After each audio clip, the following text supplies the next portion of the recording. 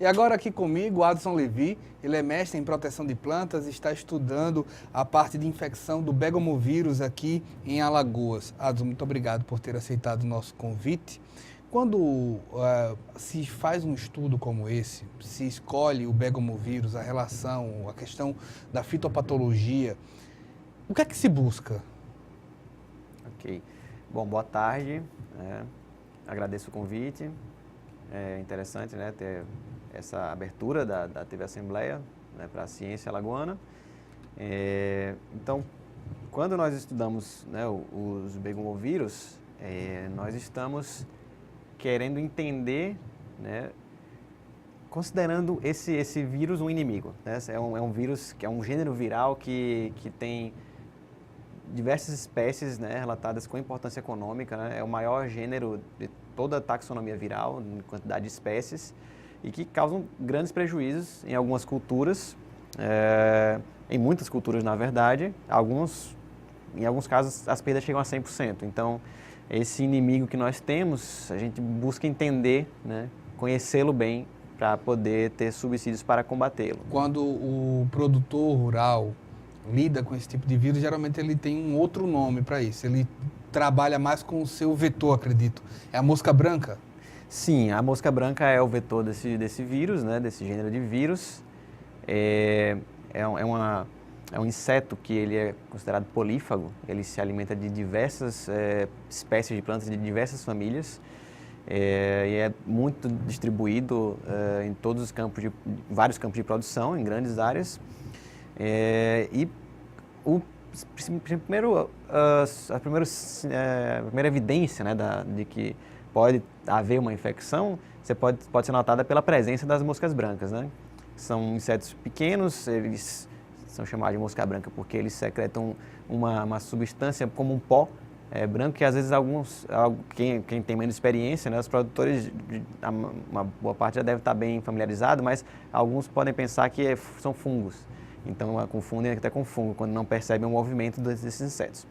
Mas percebe-se esse inseto, né, ele por si só, ele já é um problema, né? Ele se suga, né, a seiva, né, de diversas espécies e diversas culturas, e com isso causa danos diretos. E tem também essa importância da transmissão das viroses, né? Não só begomovírus, tem outros grupos de vírus que são transmitidos pela mosca branca, Bemisia tabaci, que é um complexo de várias espécies, na verdade. Gente que geralmente o telespectador, muitas vezes, quando pegou uma virose, está com vírus, ele acredita às vezes que isso só se dá, pelo menos dependendo do seu conhecimento, só se dá em animais, em seres humanos. Planta também pega vírus. Planta tem vírus, né? Os vírus são doenças muito difíceis de controlar, de ter um manejo. E sim, é muito comum, na verdade. Eu confesso que antes de entrar na área da proteção de plantas, eu pouco sabia sobre vírus de plantas, né? Então foi bem instigante para mim, esse universo novo, mas me surpreendi em como isso é um problema importante. O vírus numa planta, ele age semelhante a um animal? Bom, o vírus, de uma maneira geral, né, depende de mecanismos do hospedeiro, né? Então ele precisa, dentro da célula desse hospedeiro, seja animal ou viral, ele utiliza a maquinaria dessa célula para poder se replicar, se reproduzir, né? Então, o mecanismo geral pode dizer que sim, que é parecido, né? Mas assim, os vírus são muito diversos.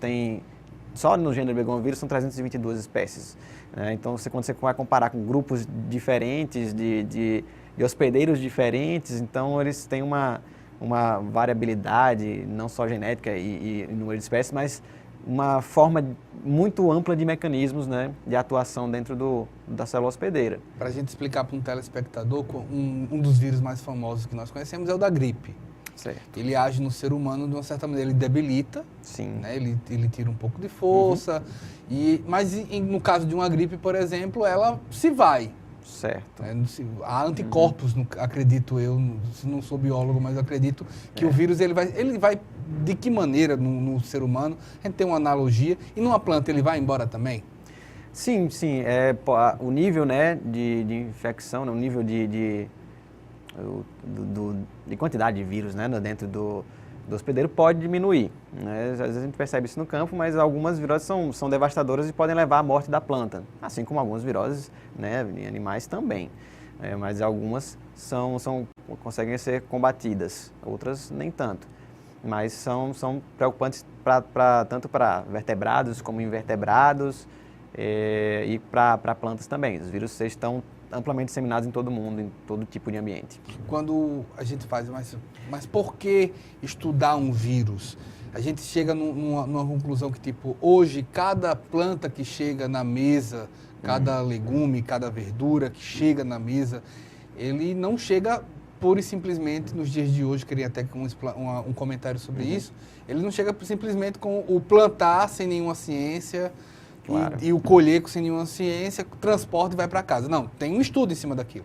Sim, é necessário, né? Porque, na verdade, não só vírus, né, que causam diferentes tipos de sintomas, né, que são perceptíveis, mas temos bactérias, temos fungos, a fitopatologia, né, o estudo desses agentes que causam doenças em plantas, tem esses diferentes tipos de organismos que são estudados, né? Então, tem todas essas ameaças, nós temos as pragas, então a mosca branca ela é uma praga também, ela tem importância como inseto e tem importância também como vetor.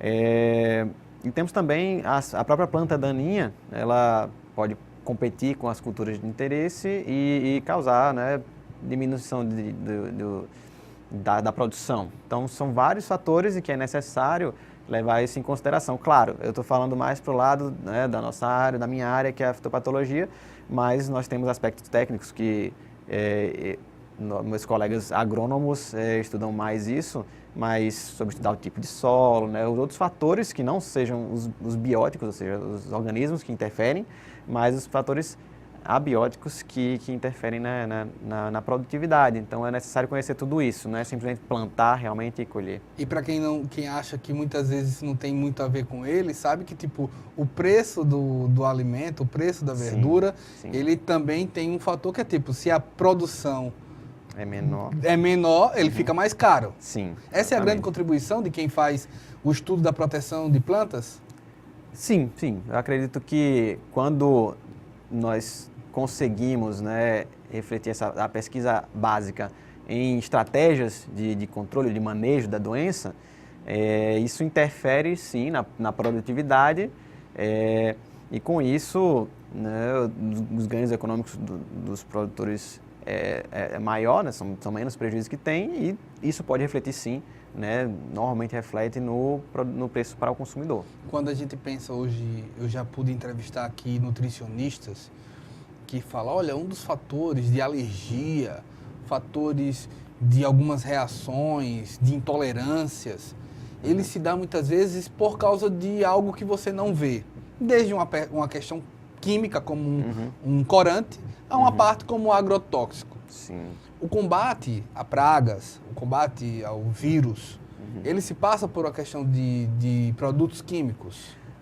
Depende um pouco do grupo de vírus. Nesse caso de begomovírus, eu vou dar o exemplo, né, de uma virose que é muito importante aqui no Brasil, que é um begomovírus BGMV, é o mosaico dourado do feijoeiro.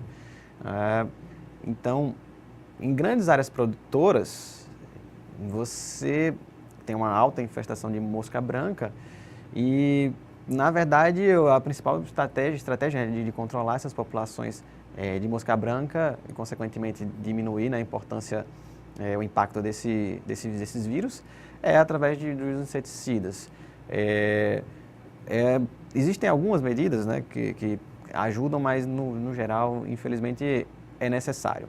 Existem outras medidas que o tipo de estudo que eu fiz, né, e que outros colegas fazem, podem fornecer subsídios para desenvolvê-las. Seria, por exemplo, o desenvolvimento, um melhoramento genético, no caso do feijoeiro, ou de outra cultura de importância, de forma que a gente consiga selecionar uma resistência parcial ou total, então que essa planta, nós consigamos obter uma planta resistente. Então isso diminui pode vir a diminuir o uso de inseticidas. Isso daí, de alguma maneira, é uma planta transgênica? Pode ser transgênica ou pode ser melhoramento genético clássico mesmo, apenas com cruzamentos. Não é uma área que eu domino tanto, mas que você consegue obter apenas cruzando diferentes variedades, né? E obtendo, assim, uma resistência parcial, né?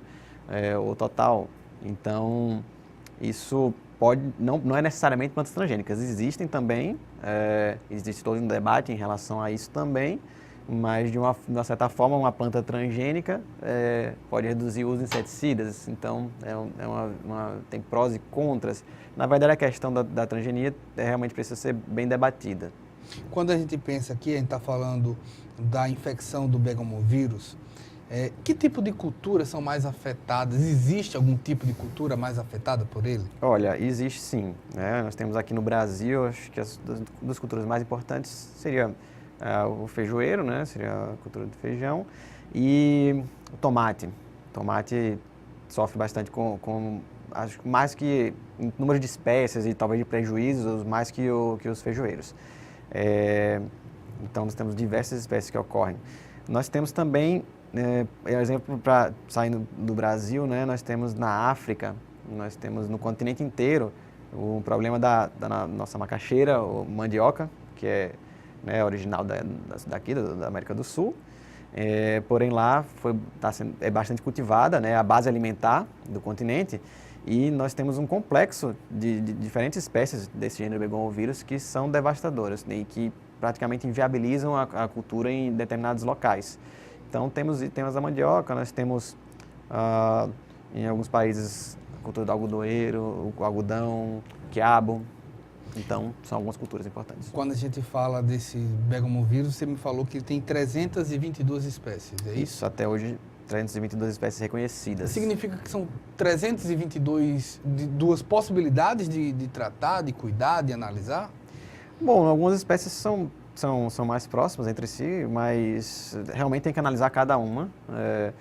Muitas dessas espécies estão relatadas apenas em plantas daninhas, ainda não se sabe se elas são capazes de infectar plantas cultivadas, mas são estudos que são importantes ser feitos, porque é muito comum que isso aconteça. Inclusive, essa epidemia que eu falei na África, acredita-se que quando se introduziu a mandioca lá, algumas begomovírus aconteciam, já infectavam plantas locais, né, não cultivadas, e que houve esse salto de hospedeiro, que a gente chama, quando um vírus infecta uma espécie, consegue infectar outra espécie. Mas explica como é que se dá esse salto.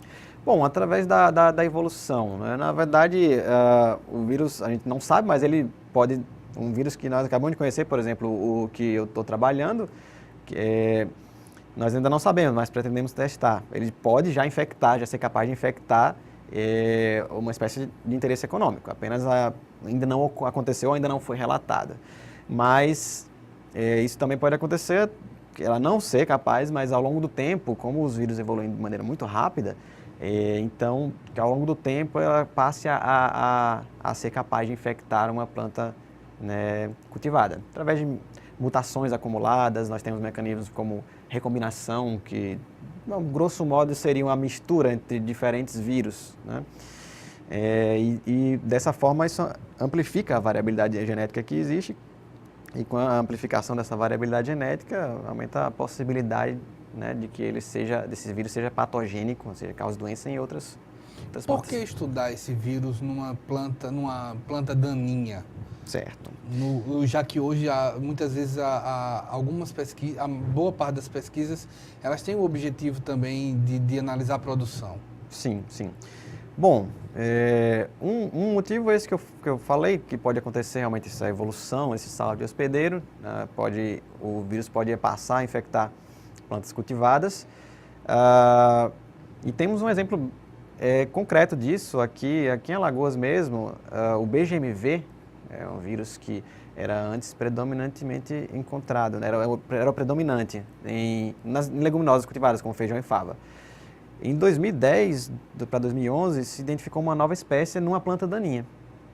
E quando em poucos anos foram feitas novas coletas e identificação de vírus, observou-se que o vírus, que seria o MAYSV, ele era de uma planta daninha e passou a infectar, passou a ser o vírus predominante em feijão e fava, e praticamente não se encontrar mais o BGMV. Então, é importante, como isso acontece, é importante a gente conhecer, né, avaliar a diversidade de espécies que existem em plantas daninhas e avaliar, tentar se precaver, né, para, se elas forem capazes de infectar, se tornar um problema algum dia, nós já temos algum conhecimento que nos dê base para combater esse nosso inimigo, que seria um vírus de uma planta daninha. Essa pesquisa é feita em que universidade? Olha, nós fazemos aqui na Universidade Federal de Alagoas, no Centro de Ciências Agrárias, nós trabalhamos no nosso laboratório de fitopatologia molecular e virologia vegetal. E nós temos um grupo de estudo, né, um grupo que trabalha já com esses begomovírus há algum tempo. E nós temos, uma parte do meu trabalho, na verdade, foi desenvolvida na Universidade Federal de Viçosa, em Minas Gerais, que é um grupo também bastante forte e que nós temos uma cooperação. Então, e outros laboratórios no Brasil também estudam. Temos em Brasília também laboratórios importantes. Então, mas nós trabalhamos bem com isso aqui na Universidade Federal de Alagoas. A gente vai para um breve intervalo. Nós estamos aqui entrevistando o Adson Levi, ele é mestre em proteção de plantas. Estamos falando sobre uma pesquisa feita aqui na Universidade Federal de Alagoas com a questão do begomovírus. A gente volta já com o programa Ponto de Vista.